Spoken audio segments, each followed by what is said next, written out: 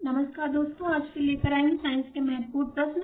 ये group D practice set का दूसरा प्रश्न है, यानी ग्रुप डी का जो प्रैक्टिस सेट है दूसरा प्रैक्टिस सेट है। चलिए देखते हैं प्रश्नों को। प्रश्न हमारा है, वह रेशेदार ऊतक अस्थि को अस्थि जोड़ से जोड़ता है, यानी आपको बताना है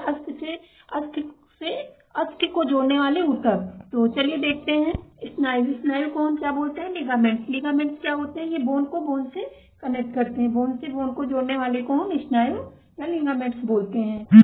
अगला जो हमारा है वो उपास्थि के बारे में पूछा गया। उपास्थि को हम कार्टिलेज बोलते हैं। क्या बोलते हैं? कार्टिलेज। ये लचीले होते हैं, ये बोन्स को ढक के रखते हैं, बोन को लचीलापन बना के रखते हैं। जैसे हमारे कान की जो बाहरी कान का है और नाक है, ये सब क्या है? उपास्थि के अंतर्गत आएंगे। तीसरा आपका संयोजी ऊतक। संयोजी ऊतक है मतलब संयोजी ऊतक के अंतर्गत आपका blood, bone, cartilage, tendon, ligaments ये सब आएंगे। ये भी संयोज करके रखते हैं, एक दूसरे का संयोजन करते हैं। और चौथा आपका बोला गया है कंडरा। कंडरा को हम क्या बोलते हैं? टेंडन बोलते हैं। ये बोन को मसल से जोड़ता है। बोन को मसल से कौन जोड़ता है? कंडरा। चलिए अगले प्रश्न की तरफ देखते हैं। अगला प्रश्न कौन सा है? अगला प्रश्न ऑक्सीजन के समस्थानिक है। ऑक्सीजन के समस्थानिक बताना है। 2 है, 4 है, 3 है या 5 है? जल्दी जल्दी कमेंट करिए, इनमें से कौन सा सही जाएगा। तो समस्थानिक पहले हम जानकारी लेंगे। समस्थानिक क्या होते हैं? समस्थानिक जिन तत्वों के परमाणुओं की परमाणु संख्या समान होती है लेकिन द्रव्यमान संख्या अलग अलग होती है, उन्हें हम समस्थानिक या आइसोटोप कहते हैं। इनके रासायनिक गुण समान होते हैं लेकिन भौतिक गुण अलग अलग होते हैं। एग्जाम्पल के लिए आपका हाइड्रोजन। हाइड्रोजन के 3 समस्थानिक है। कार्बन के 3 समस्थानिक है। और ऑक्सीजन के बारे में पूछा गया है, तो ऑक्सीजन के आपके 3 समस्थानिक हैं। ऑक्सीजन के 3 समस्थानिक के कौन कौन से? ऑक्सीजन 16, ऑक्सीजन 17 और ऑक्सीजन 18। इनमें इलेक्ट्रॉन समान होंगे लेकिन न्यूट्रॉन भिन्न भिन्न होंगे। जैसे इसमें इलेक्ट्रॉन और न्यूट्रॉनों की संख्या 8 होगी, लेकिन इसमें इलेक्ट्रॉन आपके 8 होंगे, न्यूट्रॉन 9 हो जाएंगे और इसमें 10 हो जाएंगे। अगले प्रश्न की तरफ चलते हैं। अगला प्रश्न देखते हैं कौन सा है। अगला प्रश्न आपका है, क्रोमियम का इलेक्ट्रॉनिक विन्यास पूछा गया है। क्रोमियम का इलेक्ट्रॉनिक विन्यास क्या है बताना है। तो चलिए देखते हैं इनका इलेक्ट्रॉनिक विन्यास करके। तो क्रोमियम आपका होगा 24। कितना है? क्रोमियम 24 है। इलेक्ट्रॉनिक विन्यास करते हैं 1s2, 2s2, 2p6, 3s2, 3p6, 3d5 और 4s1। काउंट करिए, 2, 4, 6, 10, 12, 6, 18, 18, 5, 23 और 1, 24। 24 पूरे हो गए।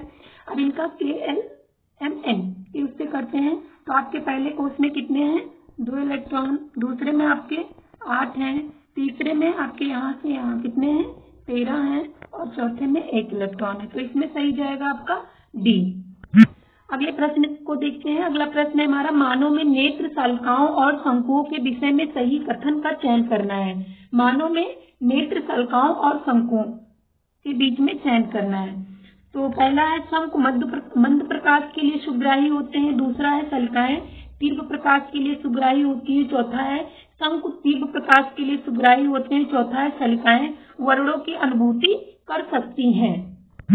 तो पूछा गया है शंकु और सल्काओं के बारे में। तो शंकु और सल्काएं और मानव नेत्र में पाई जानी है।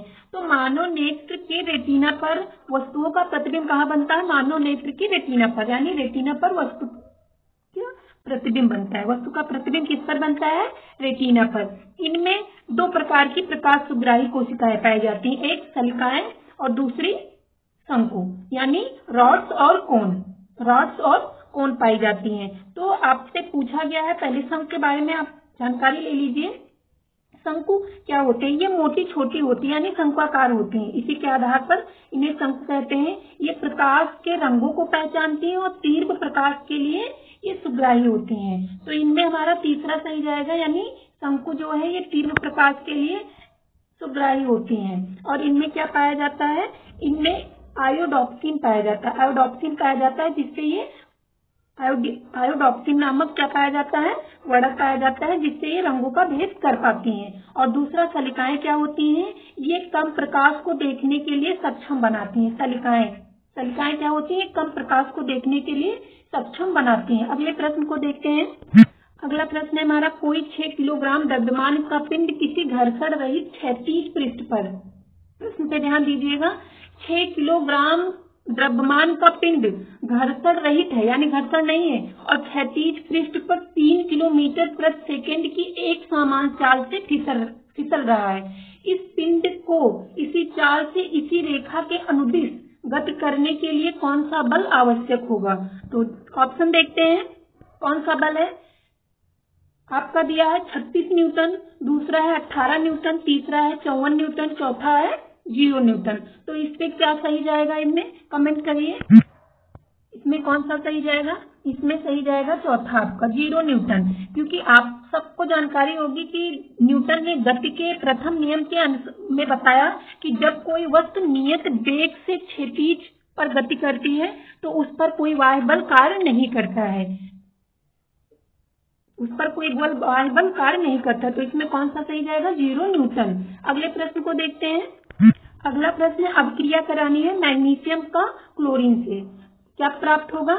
MgCl2, यानी Mg प्लस Cl2 से जब अभिक्रिया कराएंगे तो MgCl2 प्राप्त होगा। इसमें पूछा गया है कि Mg ऑक्सीकृत होता है तथा क्लोरीन अपचयित होता है, दूसरा है Mg अपचयित होता है तथा क्लोरीन ऑक्सीकृत होता है, तीसरा है Mg 2 इलेक्ट्रॉन त्याग करता है, यानी मैग्नीशियम 2 इलेक्ट्रॉन का त्याग करता है और क्लोरीन 1 इलेक्ट्रॉन को खोता है।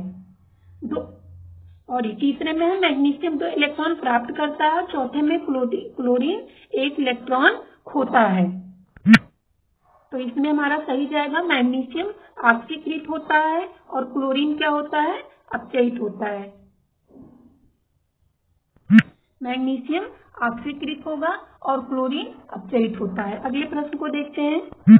अगला प्रश्न है, गेहूं, मक्का, बांस, गन्ना, चावल, ज्वार, बाजरा एवं घास आदि किस कुल के पौधे हैं? ये किस कुल के पौधे हैं? तो गेहूं, मक्का, बांस, ये सब ये बताइए किस में आएंगे? एक बीजपत्री में या द्विबीजपत्री में? मोनोकॉट या डाइकॉट, किस में आएंगे? तो ये आपके मोनोकॉट हैं। क्या है? मोनोकॉट। तो ये ग्रेमनी कुल के हैं। किसके हैं? ग्रेमनी कुल के पौधे हैं। इसमें हमारा पहला सही जाएगा। इनकी पत्तियों में समांतर सिरा विन्यास होता है। क्या होता है? समांतर सिरा विन्यास होता है। और जड़ें कैसी होती है? इनकी जड़ें कैसी पाई जाती हैं? जड़ें रेशेदार पाई जाती हैं, रेशेदार और विस्तृत जड़ें पाई जाती है। दूसरा आपका पूछा गया है, दूसरा ऑप्शन है म्यूटेसी। तीसरा आपका है रूटेसी। रूटेसी के अंतर्गत साइट्रस वंश के प्लांट आएंगे, जैसे संतरा, नींबू, अंगूर, ये रूटेसी में आएंगे। चौथा है क्रूसीफेरी। क्रूसीफेरी को हम ब्रेसिकेसी भी बोलते हैं, क्या ब्रेसिकेसी बोलते हैं। ये एक कोषीय प्लांट होते हैं, अगर इनकी शाखाओं को न काटा जाए तो ये बहुवर्षीय भी होते हैं, जैसे आपका सलजम है, सरसों है। तो इसमें हमारा सही गया है, ग्रेमनी कुल के पौधे हैं। अगले प्रश्न को देखते हैं। अगला प्रश्न है, मानव में जनन की अवधि की घटनाओं का सही क्रम बताना है। पहला है युग्मक बनना, दूसरा है निषेचन, तीसरा है भ्रूण, चौथा है युग्मनज। दूसरे ऑप्शन में है युग्मक बनना, दूसरा है निषेचन, तीसरा है युग्मनज और चौथा है भ्रूण। तो इसमें हमारा जो सही जाएगा ये आपका दूसरा सही जाएगा। कौन सा सही जाएगा? दूसरा सही जाएगा। इसके लिए एक शॉर्ट वीडियो बनाया है कि कैसे होता है। युग्मक क्या होता है? ये अगुणित होते हैं, इनमें ये क्षमता होती है कि एक नई संतति का निर्माण कर सके। युग्मक जब निषेचन हो जाता है तो युग्मनज का फॉर्मेशन होता है, यानी द्विगुणित बनते हैं, 2n बनता है, उसके बाद इन गायों का फॉर्मेशन होता है, यानी भ्रूण बनता है। ये हमारे इतने प्रश्नों का सेट था। अगर प्रश्न अच्छे लगे तो चैनल को सब्सक्राइब करिए। देखने के लिए धन्यवाद। मैं ऐसे ही वीडियो आपके समक्ष लाती रहूंगी। अगर कोई गलती है तो कमेंट करिए।